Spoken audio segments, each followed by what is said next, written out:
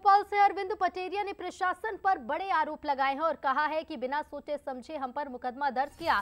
जनता ने चुनाव जिताकर दूध का दूध पानी का पानी कर दिया। राजनगर से चुनाव जीते हैं अरविंद पटेरिया, जिन्होंने प्रशासन पर गंभीर आरोप लगाए। उन्होंने कहा कि बिना सोचे समझे हम पर मुकदमा दर्ज हुआ है। अरविंद पटेरिया जीते हैं राजनगर से और जिस तरह की वहां स्थितियां निर्मित हुई वो भी आपने देखा होगा। अरविंद जी, बड़ी कसमेकस रही, आखिरकार चुनाव तो जीत गए, लेकिन इस बीच में कई तरह की चीजें दिखाई दी। तो क्या ये माना जाए कि जनता साथ खड़ी थी भारतीय जनता पार्टी?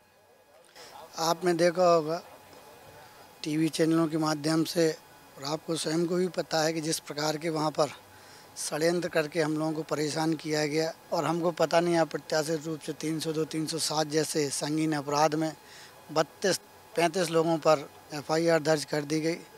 लेकिन ईश्वर साथ था, जनता हमारे साथ थी और जनता ने परिणाम सामने लाया है।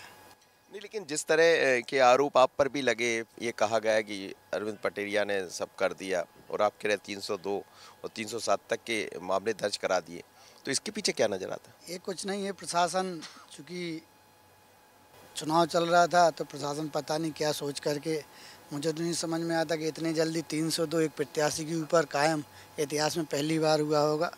लेकिन ठीक है, मैंने फिर कहा ना कि ईश्वर हमारे साथ था और ईश्वर ने साथ दिया, जनता हमारे साथ थी, परिणाम आपके सामने। अब क्या करने वाले राजनगर को लेकर? जो जनता की जो अपेक्षाएं और जनता ने जिस प्यार से हमको चुना है, तो मैं आपके चैनल के माध्यम से भरोसा दिलाता हूं कि जो भी उनकी अपेक्षाएं होंगी उन पर खरा उतरने का प्रयास करूंगा। कुछ दिखाई देता है खजुराहो राजनगर में कि इसको करना है, आगे बढ़ाना है? बहुत सी चीज़ें हैं। सरकार जरूर 20 साल भारतीय जनता पार्टी की रही, लेकिन वहाँ पर विधायक ना होने के कारण कई चीज़ें ऐसी हैं जो हमारे मन में हैं। समय आने पर उनको पूरा किया जाएगा।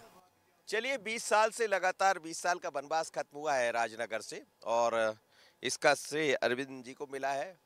BD शर्मा लगातार वहाँ निगाहें बनाए रहे प्रदेश अध्यक्ष, क्योंकि उनकी लोकसभा में आता और लोकसभा की 8 सीटें जीतकर भी एक नया इतिहास रचा। आशीष खरे के साथ मनोज सैनी, बंसल न्यूज भोपाल।